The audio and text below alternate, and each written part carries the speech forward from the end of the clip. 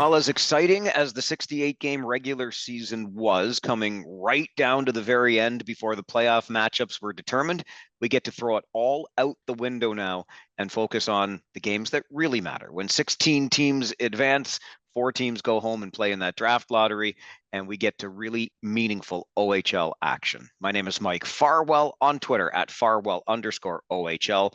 That guy over there, Dan Mahar, at Dan Mahar on Twitter or X, whatever it is we're calling it these days. Before we get into how these playoffs are going, Dan, and I would probably argue that they're kind of going true to form early on after the first weekend, but we should touch on that draft lottery where for the second consecutive year, the Niagara Ice Dogs come in with the best chance and don't end up with the first overall pick. It's a funny thing, because as soon as probably the worst outcome from an optic standpoint, because then you get all the conspiracy theorists, right, saying, "Oh, this is punishment for Niagara for the off ice issues and the ownership." And let me be clear, I don't think there's any shenanigans going on here. I think this is just pure bad luck. But hey, Niagara, you're at least you finished fourth. That sounds okay, right? No? Yeah, sure.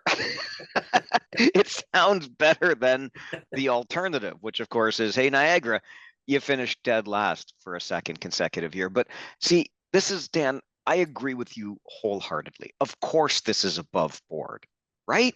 But the fact that so many people at least have the impression that it's not above board just makes me shake my head a little bit. Listen, you don't have to like it, but I think you have to appease that rather noisy chorus of voices that are telling you they don't think this is above board or they're not convinced it is. And then just show them. Like, how hard would it be? And it's usually the National Hockey League kind of learning things from or testing things in the Canadian Hockey League. How hard would it be for the OHL to take a bunch of balls with team names on them, show us, Niagara gets 10, Windsor gets 8, whatever, however the math works out, and you pour them into a big machine. Is Fay Dance still available from the old Winterio days? And then do it that way. And as opposed to this computer generated outcome that we are all just supposed to accept at face value. Again, I'm sure it's on the up and up, but throw us a bone here, OHL. whenever you do a lottery like this, that's always the rub, is it not? So I know with the NHL they do their draft lottery as a TV event, and they want to make it this big deal, and I guess they use the excuse of sometimes logistics make it hard to explain exactly how they did it behind the scenes, and they get all kinds of criticism. Well, it was fixed, it was rigged, they wanted Chicago to have Bedard, yada yada yada. So I'm with you though, Mike. More transparency the better, because I don't believe for a second this is fixed, there's anything going on. But how hard would it be just to show that? Show them placing the balls in the machine. Make that part of the event. Do what you've got to do to take away that narrative, because it's a cool event for the league. It draws some attention. It drums up interest in those 4 markets that aren't getting playoff games. Just take away the narrative that it was something hinky going on. For the record, back in 2023, it was Niagara, Erie, Sioux, and Kingston with the best odds in descending order. And it turned out to be Erie going from 2-1, Niagara going from 1-2, Sioux and Kingston staying in the same spots at 3 and 4. And Erie used that first overall pick to take Matthew Schaefer, who's playing in this year's playoffs with the Otters against the Kitchener Rangers. This year, it was even worse for the Ice Dogs. As you said, Dan, how does it sound to say you finished 4th? Well, I guess, but when you had the best chances going in and you get the lowest of those possible lottery picks, Windsor goes from 2nd to 1st. Sarnia goes from 4th potentially to 2nd, so they move up the most. Peterborough holds that 3rd spot, which was their odds coming in, and Niagara slides from 1 to 4. The only other thing I would say about this is and I'm not even sure I should go down this path because we have both agreed that this is on the up and up, but if there was such a thing as, manipulating something so that a franchise that has, in all honesty, struggled off the ice, has been sanctioned recently, etc. If there is a desire to not send the first overall pick to the Niagara Ice Dogs, you are acknowledging that there are some problems there you would like to see rectified. I don't know. Here's an idea. Rectify them. work with the team and try to work out those kinks, to put it mildly, in the market. And then we can all just move on and have the kind of transparency we're looking for in the draft lottery. For sure. And with all the negativity that has surfaced around Niagara in the last little while, I think I'd like to point to a positive for the fans of Niagara. Is last year you were able to draft Ryan Rubrick and convince him to show up. And what a year he had, what a future he has. So first, fourth, doesn't matter a ton, but it is a silver lining for Niagara. I'm also happy for the fans in Sarnia for moving up 2 spots there.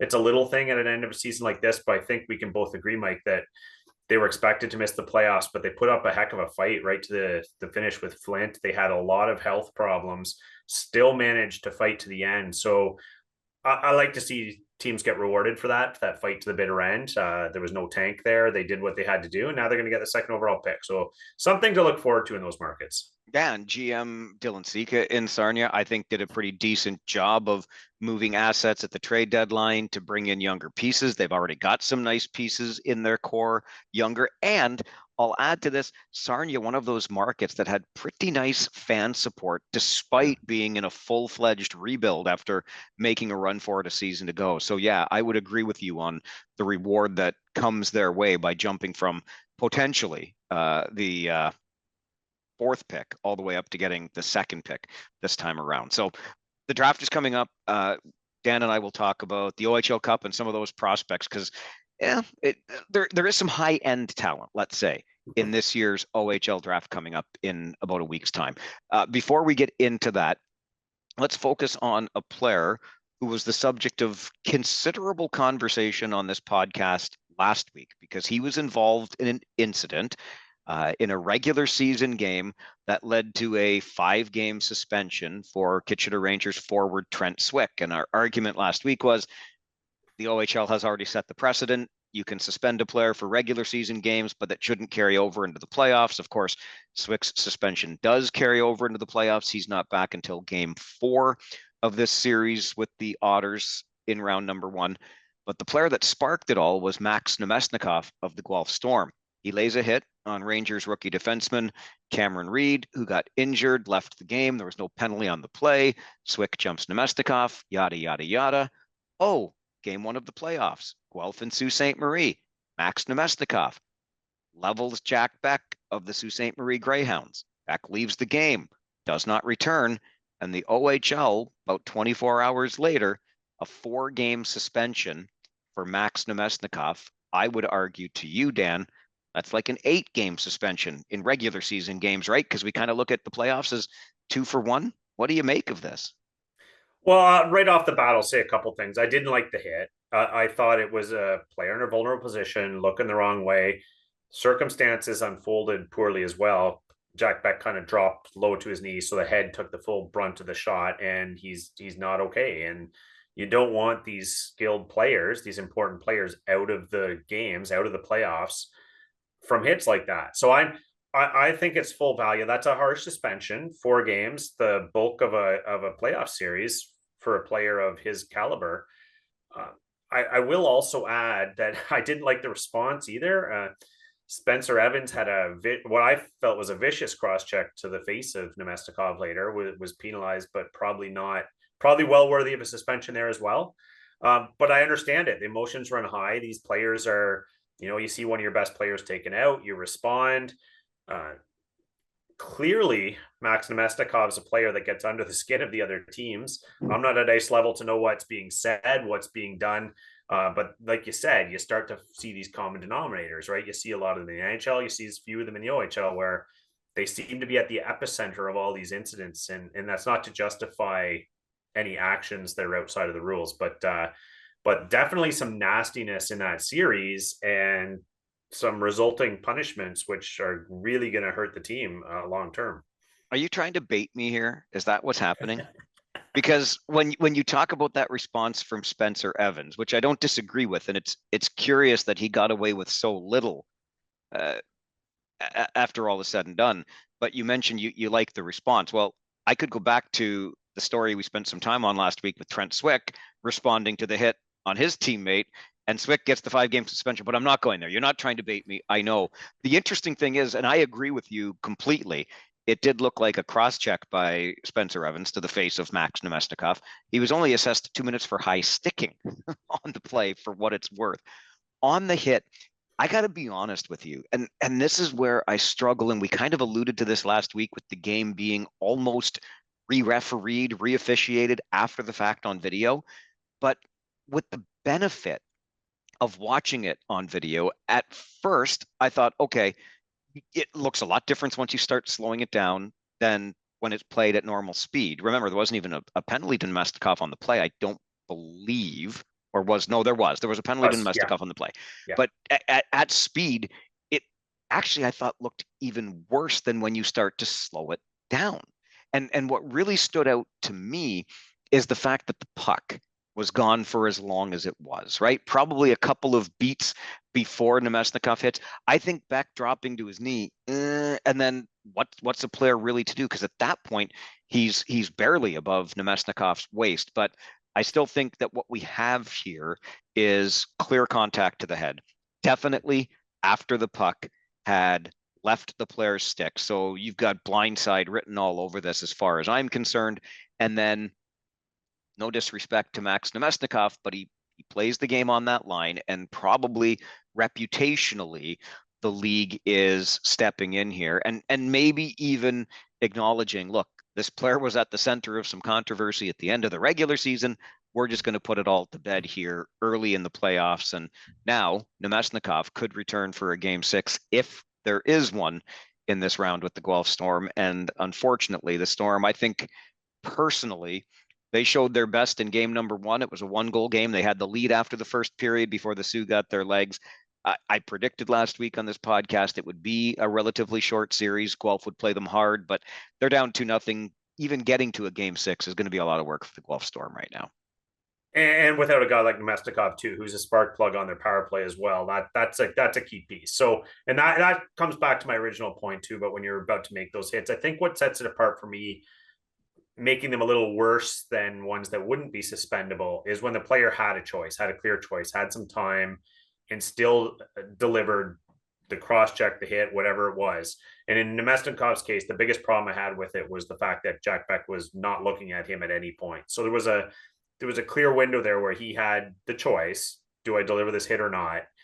And chose to. And now you have a team like the Guelph Storm, who had quite a bit of fight, really had a lot of potency in that lineup. I think could have given Sioux a pretty hard time in this series, but now they'll be severely behind the 8 ball because of that action. So again, just making players think twice before they act. It's exactly what you want from a situation like this. Based on what you just said, Dan, you've got me thinking. You have a choice here, right? I know the game is played at such incredible speed. I know the game is played with passion, but maybe the next time when there is that opportunity, a penalty as stiff as this is enough deterrent to make Max Nemesnikov reconsider, or any other player. Obviously, that's what you're hoping to achieve when you get to supplemental discipline. So as we talk about sort of off the ice league discipline, before we even get into the first weekend that was the playoffs, I want to go to an email that we got from Johnny last week. Johnny's listening from Kingston, loves the show, and we're so happy to hear that he does. But he writes the following to OHL podcast at Rogers.com. Hey guys, huge fans. A huge fan. Always look forward to sitting down on Tuesday night. You guys do a great job, which is awesome. This podcast comes out every Tuesday, and Johnny's listening to it right away. It's why I felt the need to reach out, he writes, for the first time, and sadly, express my disappointment. So much excitement in the last week of play. I couldn't wait after Sunday for the Tuesday show. How many times in league history was the bracket pending on the very last 2 games of the year? It took all 68 games to determine the rankings. My bias towards Kingston, but beating Brantford North Bay to end the season. Oshawa you touched on, but man, what a finish. London and Saginaw and so on. All to say is the last thing anyone wanted to listen to last week was a bitch fest on rules and refs. All good points, but was just not the right time. I almost turned the podcast off and would have missed some great stuff at the end. Just providing some honest feedback. Keep up the great work. I love the show. John. Johnny, appreciate that. Dansky, thoughts? Yeah, first off, thanks, Johnny, for following, for the kind words and fair points. Sometimes, Johnny, when we get talking discipline and officiating, it's a rabbit hole. And I'll be the first to admit that sometimes that you go a lot further down it than you initially intended. And I think probably Mike and I, we both did a bit of that last week. We're fired up about some of these things, but you're absolutely right about the focus on the ice and the games and what a finish in both conferences, like a historic season, probably in the Eastern Conference for how tight it was coming down to the bitter end. So absolutely fair points. Appreciate the feedback, Johnny. Yeah, so let me draw back the curtain a little bit here. Dan and I record these episodes on the Monday night before releasing them on Tuesday morning, just for the record. So we have full transparency here. We're actually recording this one on the Sunday evening because of my travel schedule for the playoffs this week. So if something wild happened on Monday night and we're not talking about it when you get this episode on Tuesday, that's why we're doing this end of action on Sunday. But what happens then is we finish the recording, I package it together, and we release it the following morning. And I will admit that when I packaged it all together after our recording last week, I thought, boy, we did end up going on for a decent length of time, not really intended. Dan and I go back and forth on text messages. Hey, let's talk about this. Let's talk about that. Then we sit down and do the recording. And I think you put it perfectly, Dan. It's a bit of a rabbit hole. Now, Yeah. when I responded to Johnny via email, I said this to him, and I'll say it here. Like, I totally get the point, and he's so right. What an exciting finish to the season. Comes down to the last day before we determine any of the playoff matchups. And so, yeah, that's the story you want to hear. That's what fans are excited about. And what I would argue is, I'm sorry, but the Ontario Hockey League kind of forced us into something here by disciplining the way that it did, right? And we don't need to go back. You can go back and listen to that episode if you want to, but we thought they set one precedent and then they changed it with the Swick suspension. That said, there was still a lot of it there. Might have gone on longer than we intended because of that rabbit hole. And Johnny, fair comment all around. Love that you love the show. And here we are now with the first weekend of playoff action to talk about. And the Nemestikov suspension did happen in the playoffs. So I guess we can get to more of the meat on that playoff bone as we move forward. But we love getting the feedback, OHL podcast at Rogers.com. Good, bad, or otherwise, Dan and I are here to hear it. It's what it's all about. For sure. And while we have Johnny on the spot here, so to speak, Kingston. Can I just mention Kingston? Because No. I'm a big Kingston lover too. And I had them putting up a huge fight in the first round, and the first two games have not made me look very good. So I don't know, Mike, I'm not trying to throw you off the script here, but I can we start with Kingston, North Bay, and ask you what your take is so far there? Well, it's kind of the way I figured it would go, right? I think I had, let me look back. I had North Bay in 5. You had You North did. Bay in Yeah. 7. So, I mean, look, I'll talk about the market. I've always loved it. Going on that eastern swing through Kingston and Ottawa is something I've always enjoyed. I've always scratched my head about why, even with really good teams, the fronts haven't been able to draw better. They've got a beautiful arena in a beautiful city, but for whatever reason, and there are lots of speculated reasons out there as to why they don't draw as well as they could. But my big thing about the France this year, as much as I like some of the stories there, we love some Ethan Miedema, right? We love some Jacob Battaglia, right? We're big fans of a lot of these players. We thought Corey Cooper did well, I think, in acquiring Roman Schmidt, adding some stability and some jam to the back end, etc. For me, and I always hate isolating this much because then, I'm not trying to be hypercritical of a kid, but to me, the goaltending just wasn't there for Kingston, and perhaps that showed up best in game number 2 versus North Bay when the battalion hung a 7 on the front. So look, still early in the series. This was a team that had intentions of competing for a championship this year because they were bidding for the Memorial Cup. I'd say they're another year or two away from something really solid, and one of the areas they're going to have to shore up is in goal, as far as I'm concerned. That totally fair point. And I think that was a obvious sore spot when you look at the roster going into the playoffs. I just thought they did it, like you mentioned with Corey Cooper. I thought they did a lot at the trade deadline. I thought they were going to actually be a bit of a bear to play against with all things going right, when the Jacques Dubois acquisition at center, that guy's a beast on faceoffs. You talked about Roman Schmidt already. Paulo Ludwinski been carrying that team offensively a lot of the year, and Gabriel Frasca coming back mid-year when ramping up into form. I just thought this was going to be a tough team to beat, and not that I'm writing them off in any way yet. It's just 2 games that we've seen. Just a little disappointed with how non-competitive game 2 was, I suppose. It takes time, and winning on the road is key in a playoff series. So if Kingston can come home and defend home ice, we'll see what happens from there. But good points on some of the other assets that the Kingston Frontenacs have to boast about this season, and we'll just see what it looks like. I also was as favored on North Bay as I was, and as I am, is because I think the Battalion have some unfinished business to take care of this year. They went as far as they went last year. I thought they were going to be the East champions. Obviously, that didn't turn out when Peterborough took them out in Game 7 of the Eastern Conference Final. But you're returning a lot of that same cast with one of the best goaltenders in the game, et cetera, in North Bay. And I think because of that, they're a team that's really going to be difficult to get past for anybody in this Eastern Conference in these playoffs. Okay, we do have an OHL Cup winner to celebrate. Also some impressive U16s to look forward to that we already alluded to earlier in this episode. Plus, is Sudbury's statement the early story of these playoffs? That's something that I'm looking at as we continue with this episode of the OHL podcast. All right, Dan, the Oakville Rangers shut out the Vaughan Kings 1-0 to win the OHL Cup. And let me just give a rundown for you and our congratulations from the OHL podcast to Parker Vaughan, the Alliance Player of the Year with Elgin Middlesex, Adam Valentini with the Toronto Marlboros, the GTHL Player of the Year, Maximus Crete, might be the best name in the U16 club, with the Upper Canada Cyclones, the HEO Player of the Year, Brady Cates from the Thunder Bay Kings. I used to work up in Thunder Bay, got a lot of love for Lake Superior and that community up there. The Hockey Northern Ontario Player of the Year. We've got Mason Walker from the Sudbury Wolves U16s as the Northern Ontario Player of the Year. Maddox Dagenet with the Quinte Red Devils, OMHA East Player of the Year.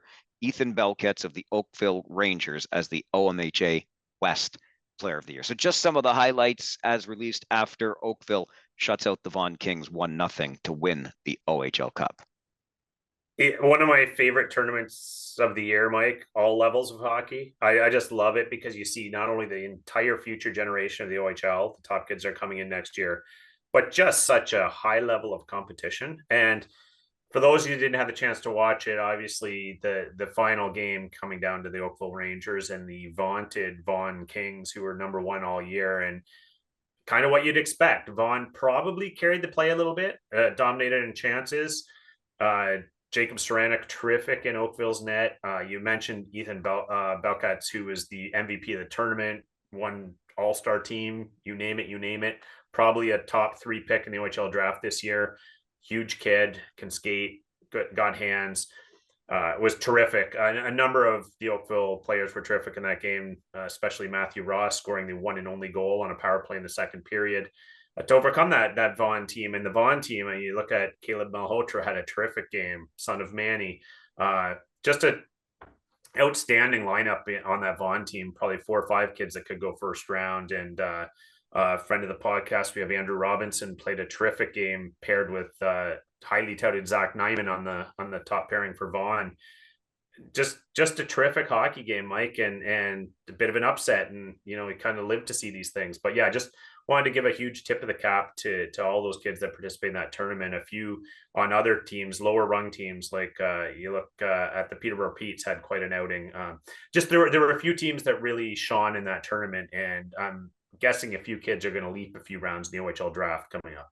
You mentioned Caleb Malhotra, and that's an interesting name because we touched on this last week with kids considering their options that might be outside of the Ontario or Canadian Hockey League, and Malhotra may end up out in the BCHL or who knows where. But I know my buddy Larry Malott, who's called Guelph Storm games since the Guelph Storm returned to the city, is pointing out that Malhotra may be in a draft eligible position where the Storm are picking. And of course, Dad Manny played for the Guelph Storm. So there's some family connections there. It's going to be interesting to see how that all shakes up and where a highly regarded prospect like Malhotra ends up going. One of the things I'm hearing, and by that I mean not just to which OHL team, but which league he ends up playing in, whatever league he and the family think is best for his development. One of the things that I'm hearing about this year's draft, and I love the players that you mentioned, and there is some pretty decent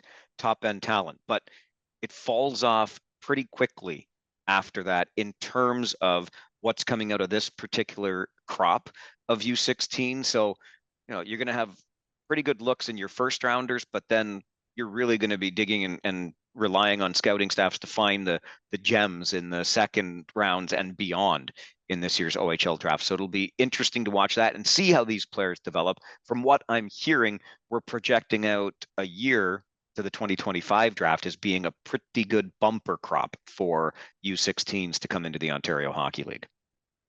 Yeah, consistent with what I'm hearing as well, Mike, and I think complicated further by the fact that, and we saw that Ken Campbell article you referenced that talked about Caleb Malhotra. There's as many as 4 of the top defensemen for this draft potentially eyeing other options other than the OHL. So I'll use, of course, the OHL podcast as our tiny little plug to say, don't think any of them can go wrong by reporting to this league and the various options they have. So I'm hoping that some of them will be convinced to come the OHL route, because those are some really high end defenders that are available. And if they choose this route, some team may get a steal, especially if other teams are a little get cold feet about drafting and they might fall a few slots. But I'm hearing the same things, Mike, and that the top round is pretty decent, but after that it might thin out quickly. We got to talk earlier about Guelph and Sault Ste. Marie, a series that we feel is kind of going according to form. We talk about it, of course, because of the Nemesnikov suspension. He won't be back till game 6 if there is one. We kind of went off script and talked a little bit more about Kingston and North Bay. And as I alluded to a few minutes ago, for my money, early on, first weekend of playoff action, it's the Sudbury Wolves who have caught my attention. We talked about them going in. They certainly found their offense towards the end of the regular season. And then what do they do when they start the playoffs? Ho hum, pitch a shutout and win 3-0, and then come from behind to win game 2. So the Wolves, as a 5 seed, open with 2 wins on the road and go back to the Nickel City with a chance to finish out the Mississauga Steelheads. For me, Dan, maybe the series that's caught my attention the most after the first weekend. What say you about the Sudbury Wolves? Well, when we did our predictions, Mike, and this was a tough one for me because I had thought Sudbury would win the conference. We always had that nagging feeling in the back of our heads that, maybe they haven't really shown it though over the years. So I love the Mississauga Steelheads. So as you know, I picked them to come out of a long series here. And then of course knew full well that we could see this version of the Sudbury Wolves, and they turn everything back on its head and make the statement. And yeah, who would have predicted a shutout for them in game 1, right? That tells me that maybe they've hit the playoff stride. They made a bunch of acquisitions with playoffs in mind on the back end early in the year, and then adding to the front end later in the year, and to be a playoff team, to be a physical team. And then of course we see a typical Sudbury game in game 2, a shootout.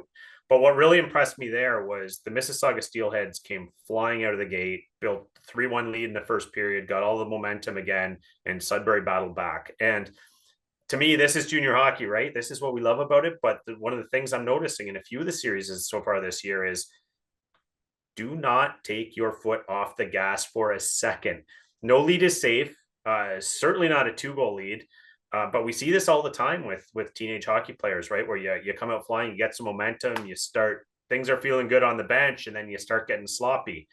You maybe get out of position, you start gunning for that extra goal, you get caught. So things can turn on a dime here, and it's the teams that stay focused and keep their attention on the prize. And so far through 2 games, the Sudbury Wolves have done that, and kudos to them. The turning point in game number 2 seemed pretty clearly to be the injury to goaltender Ryerson Leenders of the Mississauga Steelheads. So Leenders is in goal. The Steelheads are up 3-1.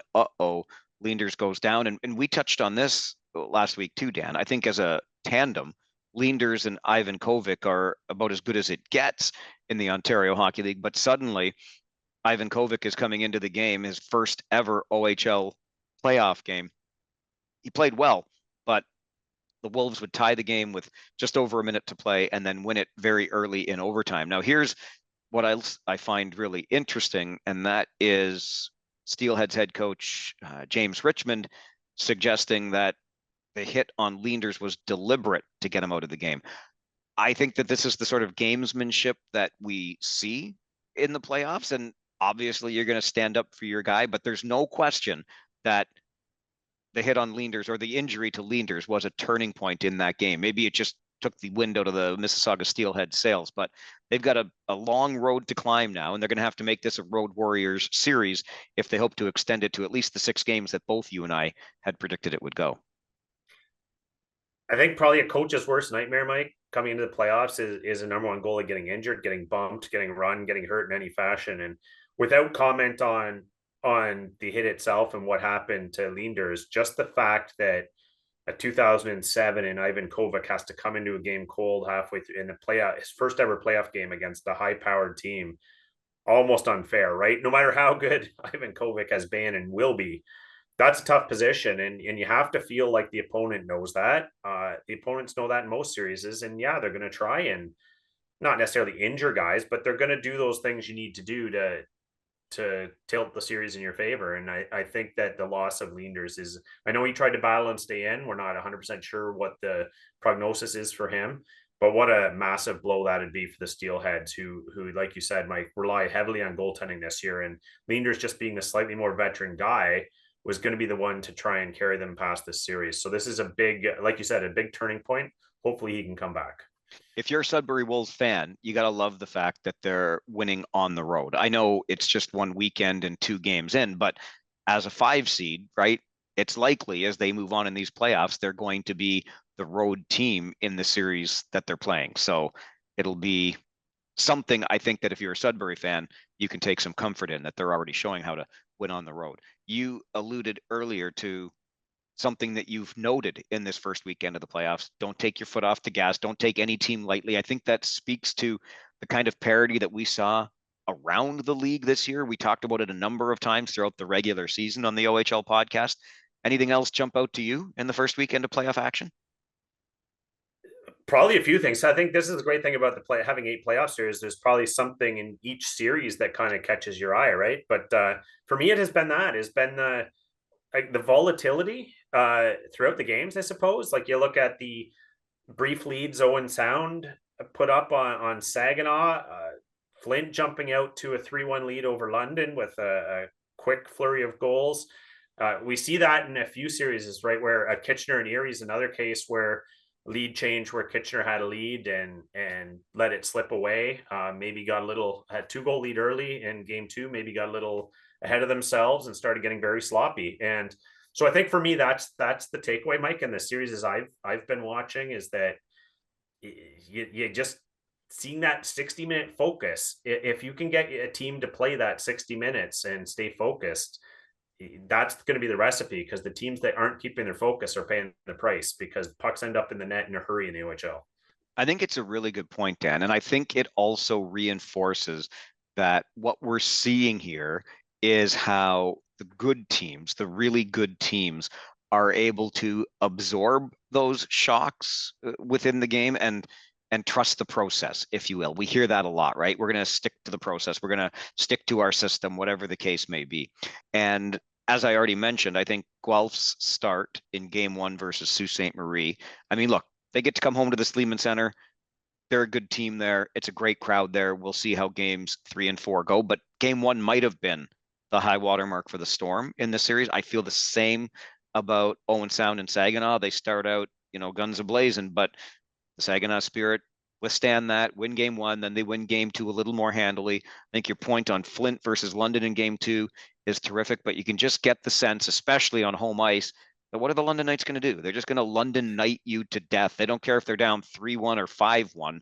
They seem to find a way because they trust the process. They stick to the system. And sure enough, the Knights and the Spirit and the Sioux Greyhounds all have 2-0 series leads. The other series that stood out to me, and I kind of quipped on Twitter that it was a bad time for the Gens winning streak to come to an end. I guess it certainly could have been worse, obviously, because it was game 1 as opposed to game 4. But who saw the Barrie Colts coming in and knocking off the white hot? They weren't just red hot. The Oshawa Generals were white hot coming into the playoffs, and they get knocked off in game number 1. I had the Gens in 4 and said last week it would be a 16-game winning streak for the Gens by the time the first round was done. That obviously went out the window right away. 2 things I'll expand on. First of all, in game number 1, a shout out to a kid from my hometown who used to play for the Rangers, Kyle Morey, who was in that deal that the Rangers made to get Olivier Savard and Edward Chalet from the Barrie Colts. Morey and Blair Scott, the warm bodies that went the Colts' way, and a bunch of draft picks, 8 in the final analysis. But Morey was out there for the Barrie Colts with Oshawa's net empty, protecting a 1-goal lead late in game 1. That's not a bad position for a kid who was a spare part in Kitchener to find himself in with the team that he's now on. The other thing is the end of game number 2. It was a back and forth game between Barrie and Oshawa. Again, the Gens home ice advantage, 12 straight wins coming into the playoffs. Barrie thought they tied the game with about 10 seconds to go. And after a review, the goal did not stand. I wasn't in the arena. What I've heard is that the puck crossed the line before the whistle was blown, but for whatever reason, it wasn't determined that way after the review. And do the Gens get away with one here? I don't know, but it's a 1-1 series. All I would add to it is that Barrie has obviously shown up to play. And as tight as the Eastern Conference was, I thought that Kingston and Oshawa would go rather quietly into the playoff night. And here you got the Barrie Colts, or I said, sorry, Kingston and Oshawa, Kingston and Barrie. And here you've got the Colts really making life difficult, at least through 2 games for the Oshawa Generals. For sure. I think, a month back, you would have looked at the Barrie Colts and said, yeah, that's going to be the easiest out in the playoffs, probably, just based on who they lost at the trade deadline, the way things were going, et cetera, and just running into this juggernaut with Oshawa.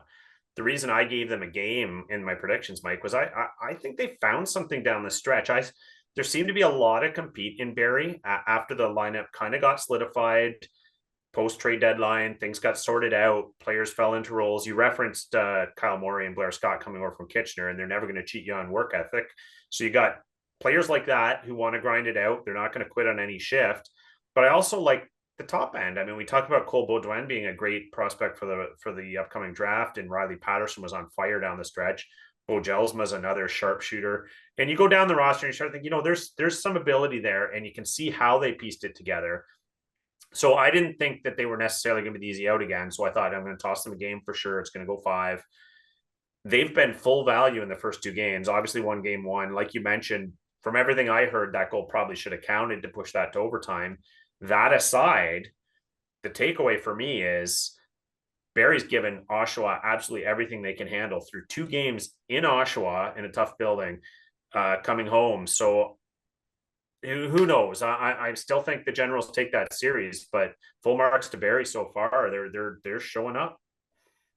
Agreed completely. And I know this is a bit of an old saw, so I promise we won't spend a lot of time on it. But how would you feel, Dan? I started giving this some thought.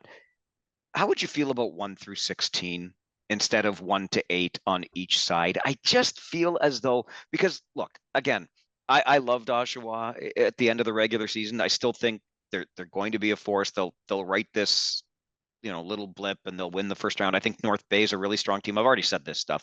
And who knows about Sudbury and some of those other teams in the East. You never write off Ottawa, Brantford, etc. But when you look through the regular season, it was London and it was Saginaw and it was Saginaw and it was London. And I just feel as though it's kind of criminal that one of those teams will be eliminated before you get to an OHL final. And at minimum, if you're doing a 1 through 16 playoff where the conferences don't matter, you at least give yourself the chance of having the top two teams. They might come from the same conference, but so be it. But you have the chance of the top two teams playing in the OHL final. And I ran the matchups, what they would have been. Three of them would have been the same. Mississauga would still be playing Sudbury. That would have been your 8-9. Brantford would still be playing Ottawa. That would be your 7-10. And Kitchener would still be playing Erie. That would be your 6-11. But the 2-15 would give you Saginaw and Flint. Thank you very much. That wouldn't be so bad. You would end up with Oshawa Kingston as your 4-13. Not a little bad trip down there along the 401 in Eastern Ontario. I don't know, but I feel as though it's an easy change to make, and one that would, I think, maybe increase a little bit of excitement around the playoffs.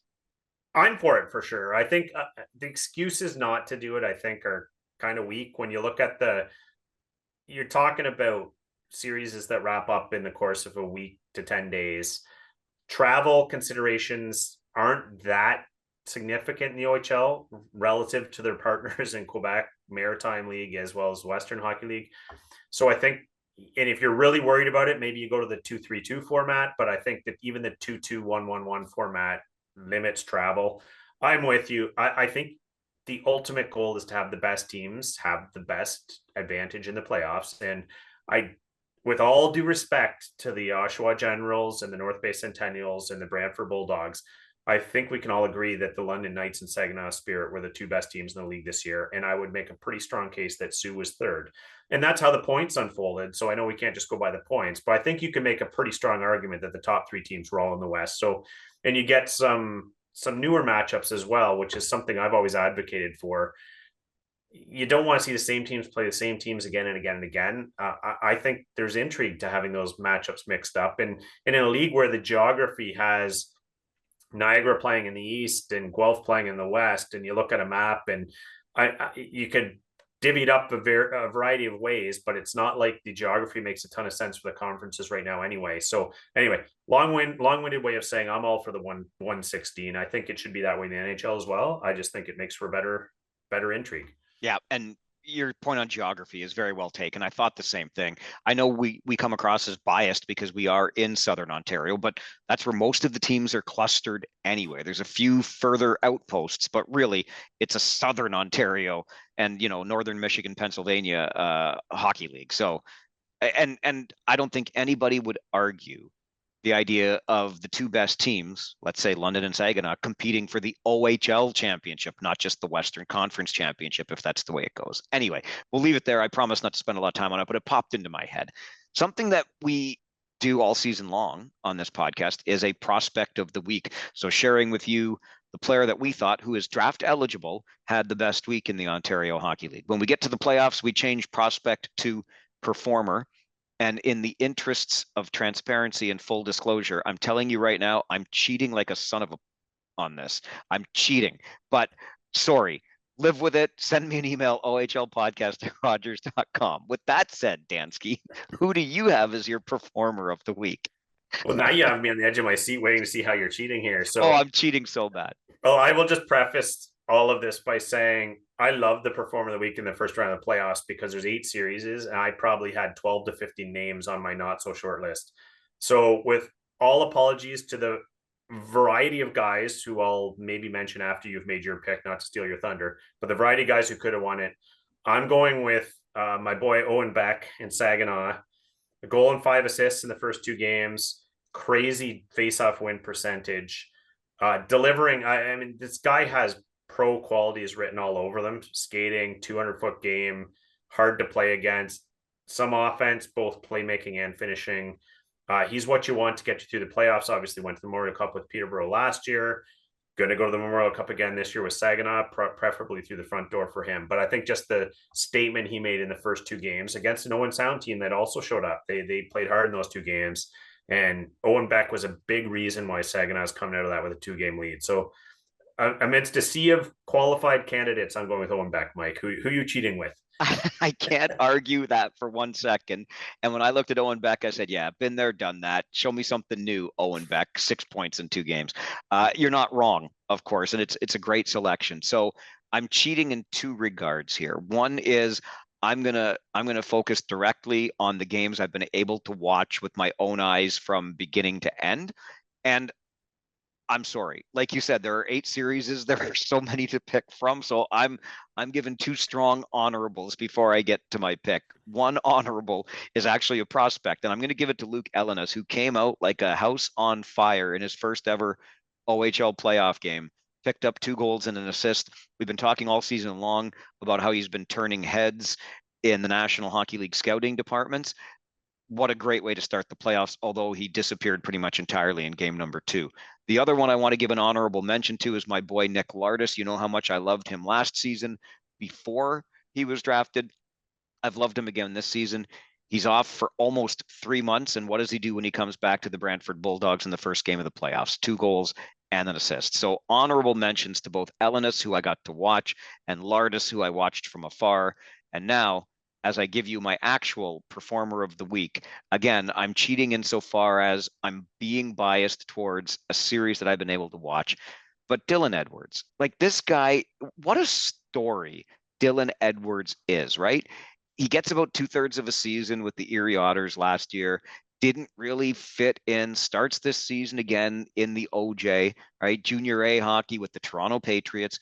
And then what? Well, 2 things really happen. First, he goes to the World Junior A Hockey Challenge out east just before Christmas and puts up 10 points in 6 games. And all of a sudden, the Erie Otters like, well, like this guy, he's too good for the OJ. We got to bring him up to the Ontario League. And then his junior A coach says to the Otters, "What are you doing playing this guy at center ice? He's a left winger. Play him on the wing." So Stan Butler listens and plays him on the wing. And what happens? The kid gets 22 goals in 38 games. He's just a great story. And here, through 2 playoff games versus the Kitchener Rangers, Edwards has 3 goals and an assist. So, yes, I'm biased because I got to watch him. I love the story. I love the kid's game. And for me, Dylan Edwards is my performer of the week. So there. So complain all you want. I took 3 guys. I'm not going to complain, Mike, because I don't mind admitting that Dylan Edwards was my runner up. I like you said, terrific season, great story, and just continuing right on to the playoffs. So I'm glad you mentioned him because I actually felt bad that he got nudged out by Beck. But since you did it, do you mind if I do an honorable mention or two as well? Because Absolutely not. you already nailed Luke Ellenis. He was a great one, but I gotta give a shout out to Coach Adelic and Sudbury. We see the performance you've put on, as well as a couple others. Matt Buckley, nice start as well in that series, which is tight. There's been a few kids. Dallin Wakely's another one that was kind of on the short list. Terrific for North Bay so far. Anyway, I could go on. I'll stop there because you only gave a couple honorable mentions, but just needless to say, a lot of really good performances so far in the playoffs. My memory is notoriously short and getting shorter as I age. So I can't remember if we dropped this footnote last week.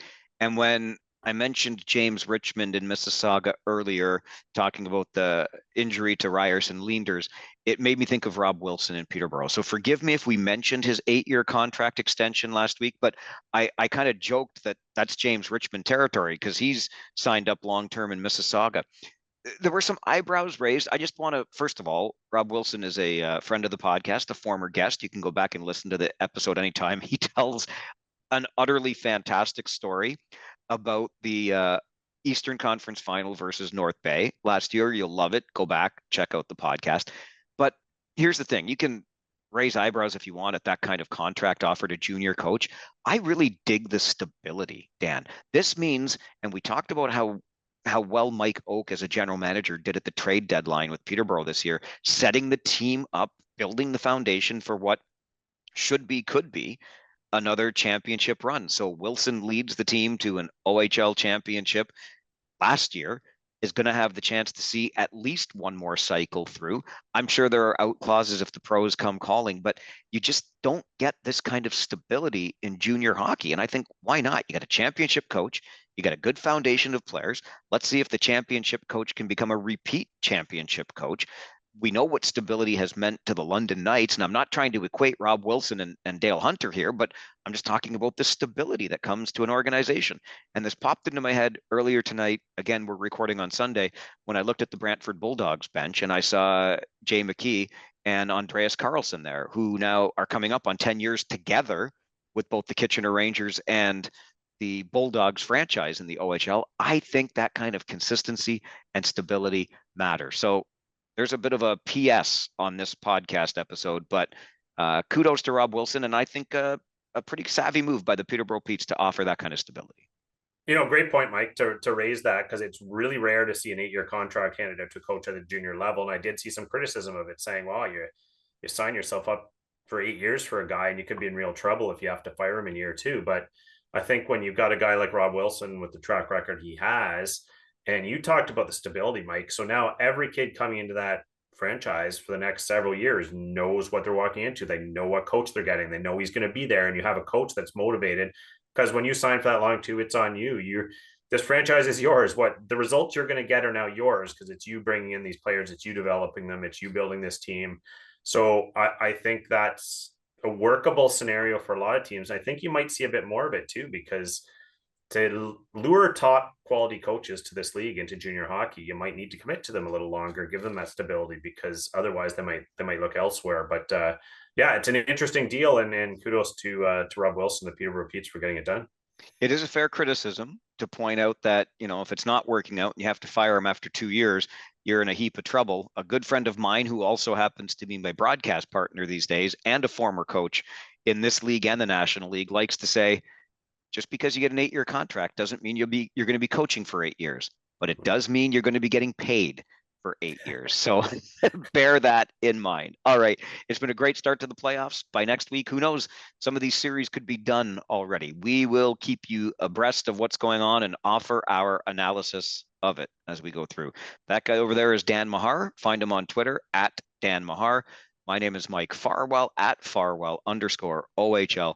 Give us a like, subscribe, join the YouTube channel, find us on Instagram, send an email anytime, ohlpodcast@rogers.com. And thank you very much for being a listener, the OHL Podcast.